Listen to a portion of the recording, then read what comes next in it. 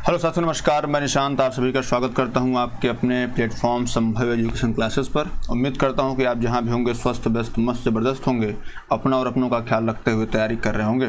तो आइए शुरू करते हैं अपना प्रैक्टिस सेशन का 10वां पार्ट। यूपी के प्रीवियस ईयर क्वेश्चंस को हम लोग सॉल्व कर रहे हैं और यूपीपीएससी के कुछ प्रश्न में लिए हैं। ठीक है, तो चलिए शुरू करते हैं। अपना लेते हैं पहला प्रश्न। पहला प्रश्न क्या भैया, निम्नलिखित में से कौन सी संस्था मौद्रिक नीति बनाती है? ऑप्शन ए भारत सरकार, option B RBI, option C SBI, option D राज्य सरकारें। बताओ भैया इसमें क्या सही होगा? मौद्रिक नीति कौन बनाती है? जाहिर सी बात है, जिसके पास मुद्रा को खर्च करने, मुद्रा का विनियमन करने या मुद्रा को कैसे क्या चलाना है, ये सारी चीज़ें जिसके पावर में होंगी वही करेगा। तो भारत सरकार तो होता है, उसका वित्त मंत्रालय तो होता है, लेकिन ये बेसिकली ना तो पैसा बनाता है ना तो बिगाड़ता है। इसमें राइट आंसर आपका आरबीआई हो जाएगा। अब आरबीआई के विषय में थोड़ा सा जान लेते हैं, क्योंकि आपके यूपी पीटी के अकॉर्डिंग ये जो है बहुत ही इंपॉर्टेंट है। इसकी जो स्थापना हुई थी वो यंग हिल्टन आयोग के सिफारिश पर हुई। क्या? यंग हिल्टन आयोग की सिफारिश पर इसकी स्थापना हुई थी। यंग हिल्टन आयोग बना कब था? ये 1921 में बना था और इसने अपनी रिपोर्ट 1924 में सौंपी थी। 1924 में इसने अपनी रिपोर्ट सौंपी और कहा कि पूरे भारत का एक केंद्रीय बैंक होना चाहिए, और इसके द्वारा ही क्या आया? आरबीआई एक्ट आया। और आरबीआई एक्ट कब आया? 1934 में आया। और इसके द्वारा ही, आरबीआई एक्ट के द्वारा ही 1 अप्रैल 1935 को आरबीआई की क्या हुई? आरबीआई की स्थापना हो गई। किसके रूप में? एक केंद्रीकृत बैंक के रूप में। बात क्लियर है। और इसका जो राष्ट्रीयकरण किया गया, अगर आपसे पूछे स्थापना तो हो गई, कितना लगा के? 5 करोड़ लगा के। कितना? 5 करोड़ रुपया इन्वेस्ट किया गया, उसकी स्थापना हो गई। लेकिन अगर आपसे पूछे कि इसका राष्ट्रीयकरण कब किया गया, क्या राष्ट्रीयकरण कब किया गया, तो मेरे दोस्त मेरे भाई इसका राष्ट्रीयकरण 1 जनवरी 1949 को किया गया। बात क्लियर है। इसका जो राष्ट्रीयकरण है 1 जनवरी 1949 को कर दिया गया। और पूछा जाता है इसका मुख्यालय, क्या पूछा जाता है? इसका मुख्यालय, तो मुख्यालय आपको पता है मेरे भाई मेरे दोस्त कहाँ पे है? इसका मुख्यालय मुंबई में है। और ये भी पूछा जाता है इसके प्रथम गवर्नर कौन थे? क्या पूछा जाता है? प्रथम गवर्नर कौन थे? तो प्रथम गवर्नर कौन थे मेरे भाई? Osborne Smith. कौन थे? ऑसबॉर्न स्मिथ थे। ठीक है। और अगर आपसे पूछे स्वतंत्र भारत के प्रथम आरबीआई गवर्नर, तो वो थे स्वतंत्र भारत के। अगर आपसे पूछे क्या स्वतंत्र भारत का अगर आरबीआई गवर्नर आपसे पूछे, तो वो बेसिकली कौन थे? सीडी देशमुख थे। कौन थे? सीडी देशमुख थे। बात क्लियर है। और आरबीआई का काम ही जो है, जैसे 3-4 काम इसके बटे हुए हैं, ये बेसिकली इसका काम है मौद्रिक नीति का निर्धारण करना। आरबीआई को ही जो है, जैसे ये जो आपकी संस्था आरबीआई है, इसको सरकार का बैंक कहते हैं। क्या कहते हैं? सरकार का बैंक।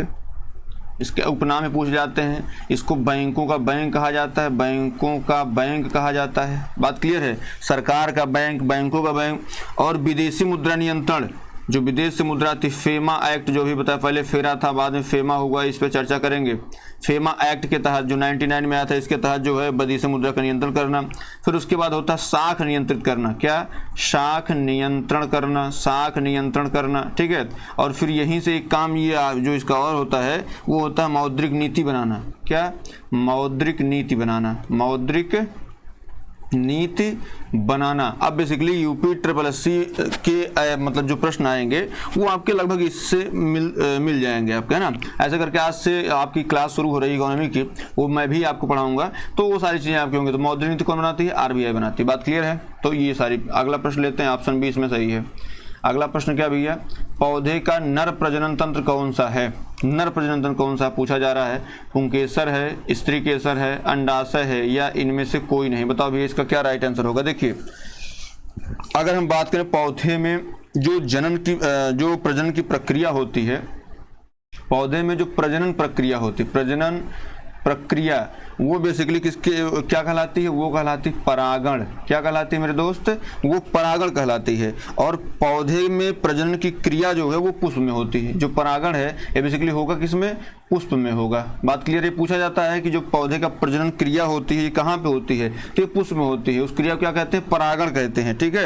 अगर हम बात करें पुष्प में नर और मादा यौन अंग होते हैं। जो नर अंग होता है, नर अंग जो होता है इसको कहा जाता है पुंकेश्वर।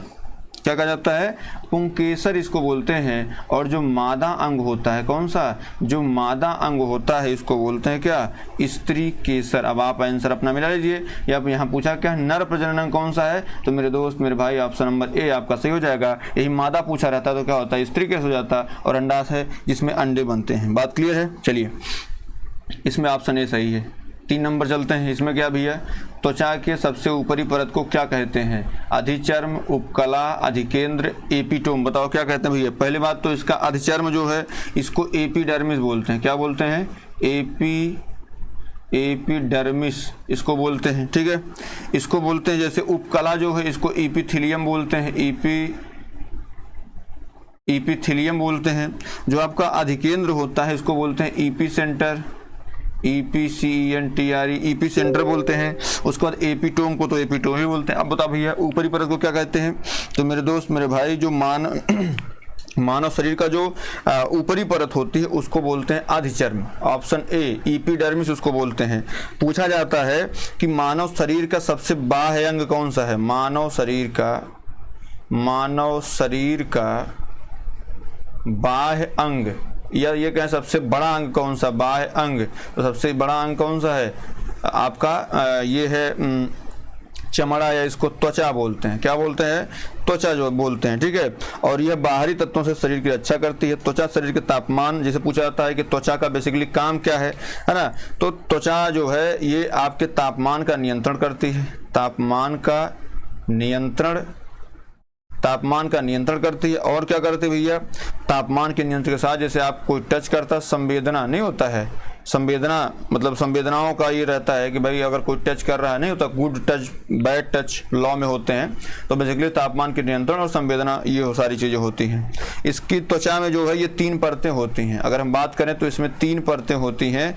एक होता है एपिडर्मिस, इसको अधिचर्म बोलते हैं। क्या बोलते हैं इसको अधिचर्म बोलते हैं, जो त्वचा की सबसे बाहरी परत होती है।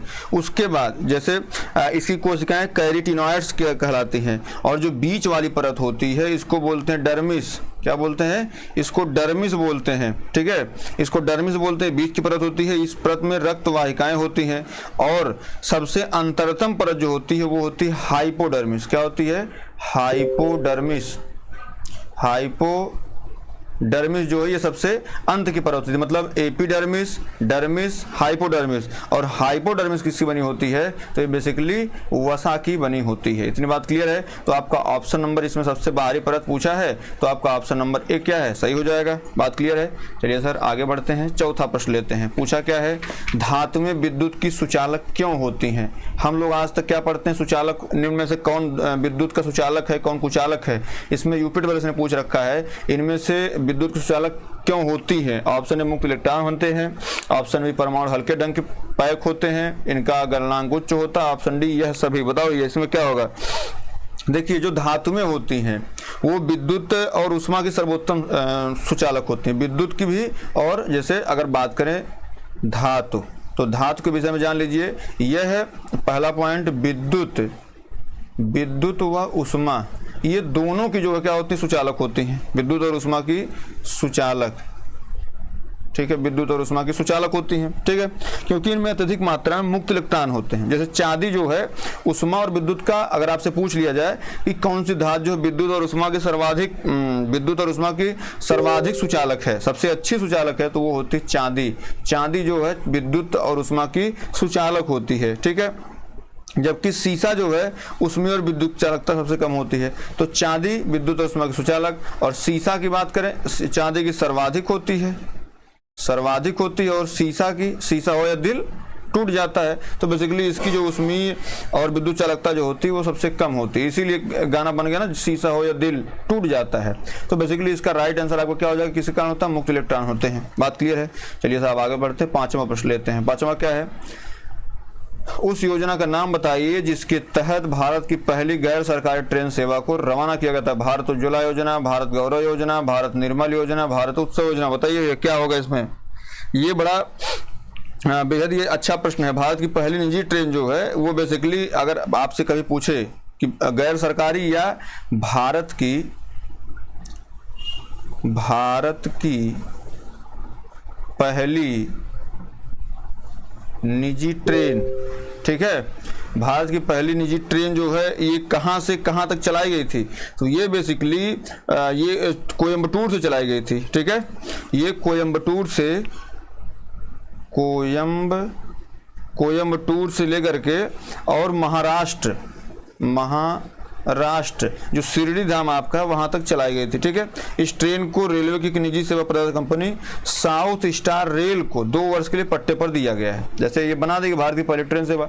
अब ये जो है ये किस योजना के तहत? तो ये भारत गौरव योजना। अब योजना शुरू कब हुई थी? तो ये बेसिकली योजना जो है ये 14 जून 2022 को शुरू हुई थी। बात क्लियर है? तो इसका ऑप्शन नंबर बी क्या है? सही हो जाएगा। चलिए आगे बढ़ते हैं, छठवां प्रश्न लेते हैं। छठवां क्या भैया? छठवां आपका है जगत गुरु रामभद्राचार्य विकलांग विश्वविद्यालय दुनिया में अपनी तरह का पहला विश्वविद्यालय उत्तर प्रदेश में कहाँ स्थित है? चित्रकूट में है, कानपुर में है, लखनऊ में है या प्रयागराज में? बताइए भैया कहाँ पे है ये? कहाँ पे? देखिए अगर हम बात करें ये जगत गुरु रामभद्राचार्य विकलांग विश्वविद्यालय की स्थापना, इसकी स्थापना बेसिकली आपको बताएं तो इसकी स्थापना आपकी हुई थी 27 सितंबर 2001 को। बात क्लियर है? और ये हुई कहाँ थी? तो ये चित्रकूट में हुई थी।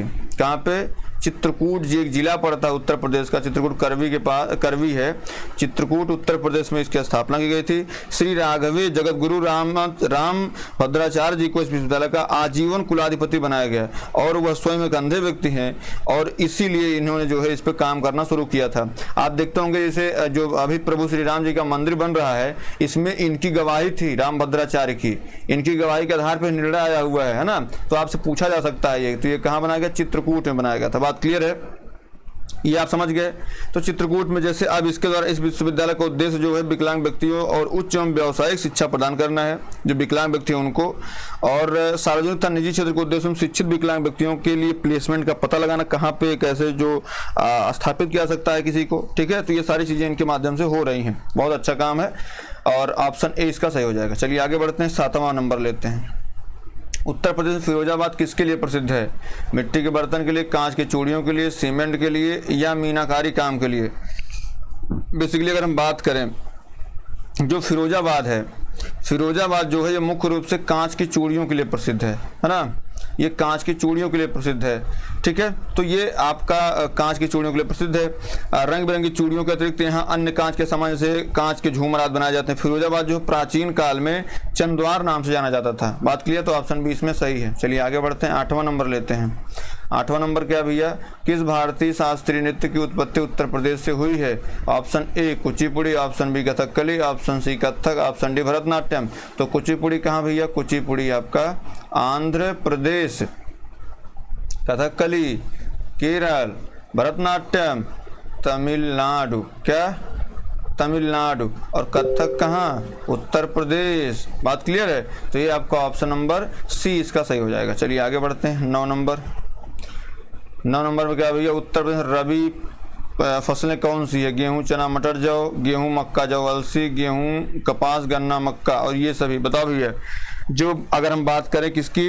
रबी की फसल की, तो रबी के फसल के विषय में थोड़ा सा जान लीजिए कि इसकी जो बुआई होती है वो अक्टूबर से नवंबर, ये इस माह में इसकी बुआई की जाती है और इसकी कटाई जो होती है वो होती है आपकी मार्च अप्रैल में। तो आप समझ सकते हैं मार्च अप्रैल। अब इसमें थोड़ा सा आइडिया आपको लग गया होगा अगर आप किसान घर से हैं तो उत्तर प्रदेश की जो प्रमुख रबी की फसल है वो बेसिकली आपकी गेहूं काटा जाता है ना, गर्मी छुट्टी से लोग आते हैं। गेहूं, उसके बाद आपका जौ हो गया, चना हो गई, मटर हो गई, है ना। उसके बाद आपकी अलसी हो गई, क्या? अलसी, सरसों, अलसी के बाद सरसों के बाद धनिया, और धनिया ये जीरा सीरा जो है ये सारी चीज़ें जो बड़ी महंगा इस टाइम चल रहा है।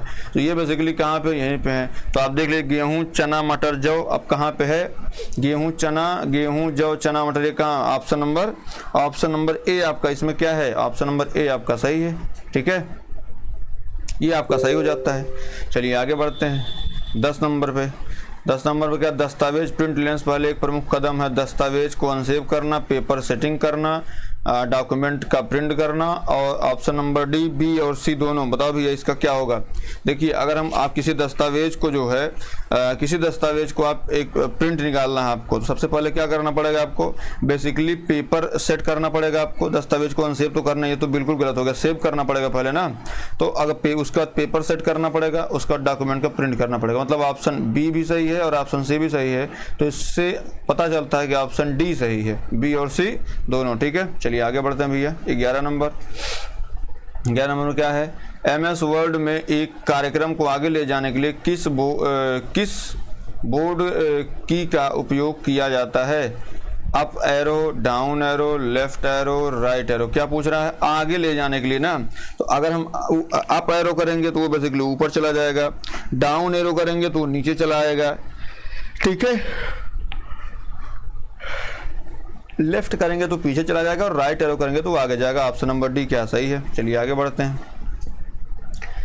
इस फ्राइड शीट में जटिल गणनाओं को सेट करने के लिए क्या स्प्रेड, ये स्प्रेड नहीं है, ये बेसिकली जो है ये स्प्रेड शीट है। स्प्रेड शीट में जटिल गणनाओं को सेट करने का अच्छा आसान तरीका क्या होता है, दशमलव, भिन्न, बूलियन और फंक्शन। बताइए इसमें क्या होगा। देखिए अगर हम इसकी बात करें तो अब एक एक करके, जैसे इसमें अगर आपको दे दे कि इस पर जटिल गणनाओं को सेव करने का एक आसान तरीका कौन सा है, तो जाहिर सी बात है अब आप दशमलव से सेट नहीं करेंगे, भिन्न से सेट नहीं, बूलियन तो सेट ही नहीं होगा, है ना। इसमें जो आपका तरीका है वो बेसिकली आपका फंक्शन से काम चलेगा। किसका, फंक्शन से। अब कैसे फंक्शन से काम चलेगा, एफ जो होता है, अभी हम आगे अगले प्रश्न में चर्चा कर लेते हैं। 13 नंबर पे आइए। देखिए 13 नंबर में क्या लिख रखा है इसने भाई, पावर पॉइंट में स्लाइड में हाइपर लिंक डालने की 60 कुंजी क्या होती है। क्या, पावर पॉइंट में स्लाइड में हाइपर लिंक डालने की। Option A Ctrl+H, option B Ctrl+K, option C Ctrl+A, option D hyperlink सम्मिलित करना संभव नहीं। बताइए भैया इसका क्या होगा। देखिए हम लोग यहाँ देखा हाइपर लिंक, तो हम लोग क्या करते हैं, हाइपर लिंक बोले तो H मार दिए, है ना। लेकिन अब इसका मतलब क्या होता है, इसका मतलब होता है फाइंड एंड रिप्लेस ऑप्शन। क्या, find and replace option, find and replace option. Control ए का मतलब क्या होता है, कंट्रोल ए मतलब होता है all content of pages, all content of pages को सेलेक्ट करना, ये बेसिकली इसका काम होता है। फिर अगर कंट्रोल के की बात करें तो कंट्रोल के, इसमें आपका ऑप्शन नंबर बी क्या है, सही हो जाएगा। ठीक है, ये आपका ऑप्शन नंबर बी से, जैसे भी कंट्रोल यहाँ बी होता, कंट्रोल बी, तो कंट्रोल बी मतलब होता है बोल्ड करना। क्या, बोल्ड होता है कंट्रोल बी मीन्स, तो इसमें ऑप्शन नंबर बी आपका सही हो जाएगा। चलिए आगे बढ़ते हैं। 14 नंबर, यहाँ पे क्या भैया, नगर पालिका प्रशासन की एक विस्तृत प्रणाली की स्थापना के लिए निम्नलिखित में से सबसे प्रसिद्ध राजा का नाम बताइए। Option A Chandragupta Vikramaditya, option B Chandragupta Maurya, option C Kanishka, option D Akbar. बताओ भैया इसका क्या होगा, इसका जवाब दें आप सभी, इसका क्या जवाब होगा नगर पालिका के लिए। देखिए मैं आपको बताऊं, बेसिकली जो नगर पालिका अभी वर्तमान में आपकी है, क्या, नगर पालिका, अगर वर्तमान की नगर पालिका की आप बात करें तो वो बेसिकली जो है ये 12वीं अनुसूची में है। 1992 में ये पास किया गया था। इसमें 18 विषय नगर पालिका के लिए दिए गए हैं। ये बेसिकली 94 में लागू हुई थी। कब, 94 में लागू हुई थी। इतनी बात क्लियर है। अगर आपसे ये पूछे जो अभी वर्तमान का स्वरूप है, ये इससे पहले किस राजा ने चालू किया था, तो इससे पहले जो है चंद्रगुप्त मौर्य ने शुरू किया था। किसने, ऑप्शन बी आपका सही हो जाएगा। मौर्य काल में नगर पालिका प्रशासन की विस्तृत प्रणाली की स्थापना का श्रेय जो है ये चंद्रगुप्त मौर्य को ही जाता है ना। नगर शासन के लिए एक सभा होती है जिसका प्रमुख जो है वो नागरिक, जैसे भी पूर्व मुख्य होता है, जो भी नहीं होता है महापौर, वो पहले नागरिक या पूर्व मुख्य होता था। मेगस्थनीज ने पाटलिपुत्र के नगर परिषद की 5 सदस्य वाली समिति का भी उल्लेख किया हुआ है, तो इसलिए यहाँ पे चंद्रगुप्त मौर्य आपका सही हो जाएंगे। चलिए आगे बढ़ते हैं। 15 नंबर पे क्या है, वेदों की ओर लौटो या वेदों की ओर या वेदों की ओर वापस जाओ किसने दिया था, दयानंद सरस्वती ने, राजा राममोहन राय ने, विवेकानंद ने या रामकृष्ण परमहंस ने। बताओ ये वेदों की ओर लौटने का नारा किसने दिया था। बेसिकली अगर आपको पता है तो ये जो है स्वामी दयानंद सरस्वती ने दिया था, है ना। स्वामी दयानंद सरस्वती दरअसल 1875 में जो है 1875 में इन्होंने जो है एक स्थापना की थी आर्य समाज की। आर्य समाज की स्थापना की थी। कहाँ पे की थी भैया? तो बम्बई में की थी। बम्बई में इन्होंने 1876 में आर्य समाज की स्थापना बम्बई में की थी। और अगर इनकी बात करें तो ये बेसिकली वैदिक धर्म को इनका जो उद्देश्य था, आर्य समाज का जो उद्देश्य है वो बेसिकली वैदिक धर्म को, किसको? जो वैदिक धर्म है, वैदिक धर्म को लागू कराना, वैदिक धर्म को लागू कराना ही इनका बेसिकली जो है ये उद्देश्य होता है ना आर्य समाज लोगों का।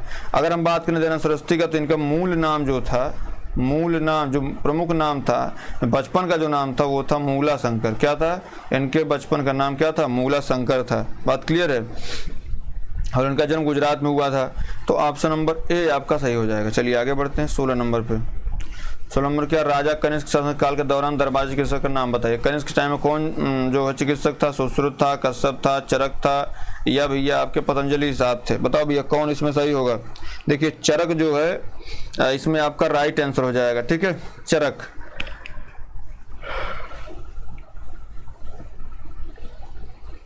राजा कनिष्क दरबार में चिकित्सक हुआ करता था और ये जो है प्रख्यात विद्वान और आयुर्वेद का प्रमुख विद्वान था, और ये कह सकते हैं कि आयुर्वेद का ये प्रवर्तक था। ठीक है, तो ऑप्शन नंबर सी आपका सही हो जाएगा। 16 नंबर। 17 नंबर चलो भैया, हम लोग पढ़ चुके हैं इसको कि हड़प्पा संस्कृति की मोहर और टेराकोटा कला पर निम्नलिखित में से किस जानवर को दर्शाया नहीं गया था? बाघ, गाय, गेंडा या हाथी? बताओ भैया किसको नहीं दर्शाया गया है?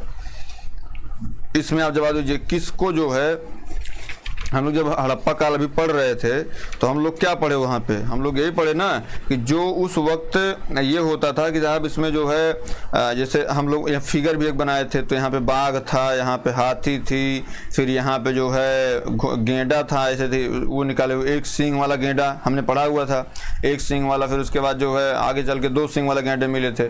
तो बेसिकली आपका हाथी भी मिला था, गेंडा भी मिला था, बाघ मिला था, लेकिन गाय का साक्ष्य नहीं मिला।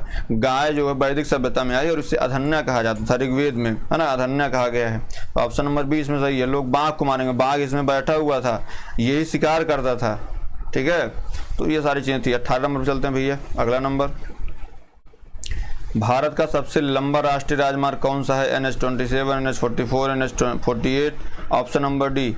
अब देखिए हमने ये प्रश्न इसलिए लिया है और ये प्रश्न आया इसलिए भी था क्योंकि पिछले पेपर में हमने पढ़ रखा था सबसे लंबा राष्ट्रीय मार्ग कौन सा है जो उत्तर प्रदेश टच करते हुए जाता है। तो उसमें ऑप्शन नंबर क्या था? NH-2 ही जो था। तो NH-2 जो है ये 875 मीटर के करीब है और ये कलकत्ता से लेकर दिल्ली तक जाता है। तो ये बेसिकली टच करता है। हमने आपको बताया था कि जो अगर सब उसकी बात करें तो यहाँ पे सबसे लंबा जो और सबसे चौड़ा जो सबसे राष्ट्रीय राजमार्ग है ना, सबसे लंबा राष्ट्रीय मार्ग जो है ये आपका NH-44 है। कौन है? NH-44 है। बेसिकली यह जो है NH-7 के नाम से पूर्व में जाना जाता रहा है। ठीक है, यह उत्तर प्रदेश के वाराणसी से, उत्तर प्रदेश के वाराणसी से कन्याकुमारी तक, उत्तर प्रदेश, मध्य प्रदेश, महाराष्ट्र, आंध्र प्रदेश, कर्नाटक, तमिलनाडु राज्यों से मध्य से होकर गुजरता है NH-44, है ना। तो आपका ऑप्शन नंबर बी इसमें भी क्या सही हो जाएगा। चलिए आगे बढ़ते हैं भैया।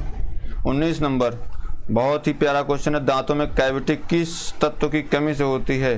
क्लोरीन, फ्लोरीन, ब्रोमीन या एस्टोटिन?